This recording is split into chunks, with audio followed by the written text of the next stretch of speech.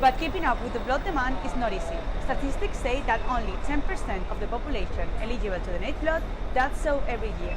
However, some places are in a higher risk than others. The average sinking rate for the whole Bay Area is about 2 millimeters per year. But there are certain places like Treasure Island or San Francisco Airport where that rate goes up.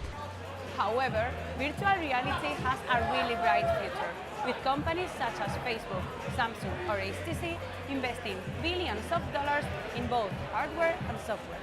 The state sale was a success and the armory is empty now. This is the end of an era for the property that has increased its value at 400% in these 12 years. Virtual reality was on full display this weekend at the Foundry in Soma, when a mixed reality company called Live hosted a demo of its game Beat Saber. Sara Cabrerizo has the story. Innovation and technology arrived last weekend to the Foundry. Live, a mixed reality company, presented a demo of their last virtual reality game, Beat Saber.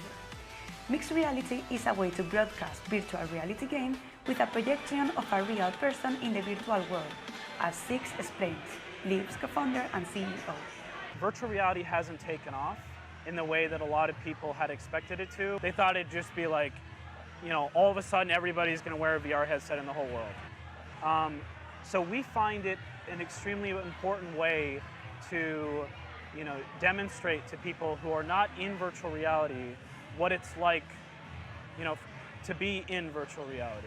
VR can be confusing if you have never played before. That's why it's important to develop simple games such as Beat Saber. When you first go into virtual reality, it takes a while to understand.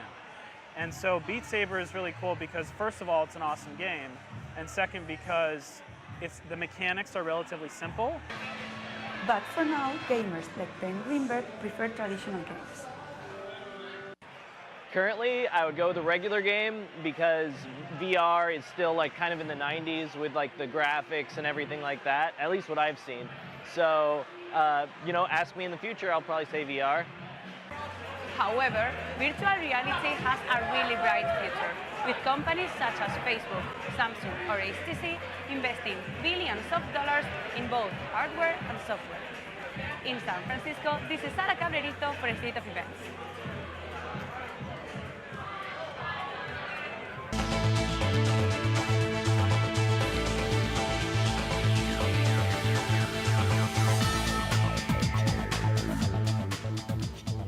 Welcome to State of Events. I am Sara Cabrerizo. And I'm Karen Rios. We have a lot of news to break down this Tuesday afternoon. Let's get right to it.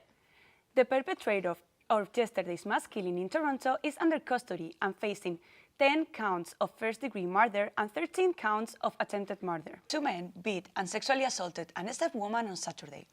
The woman attempted to use a ride-hailing service after a night out in Bruno's bar in the Mission. Thank you, Karen, and good morning, everyone.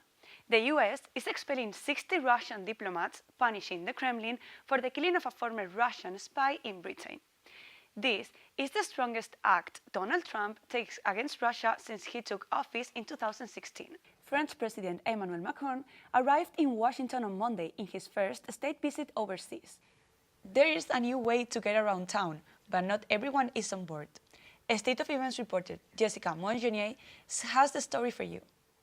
Ciudadanos se sitúa a menos de 2 puntos del Partido Popular en estimación de voto, según el barómetro del CIS del mes de abril.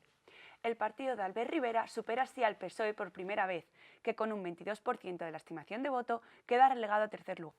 Y de vuelta a Europa, Carles Puigdemont, antiguo líder separatista en Cataluña, España, continúa detenido en Alemania. El expresidente de la región se encontraba en un exilio voluntario en Bélgica tras enfrentarse a 25 años de prisión por la organización de un referéndum de independencia ilegal el año pasado.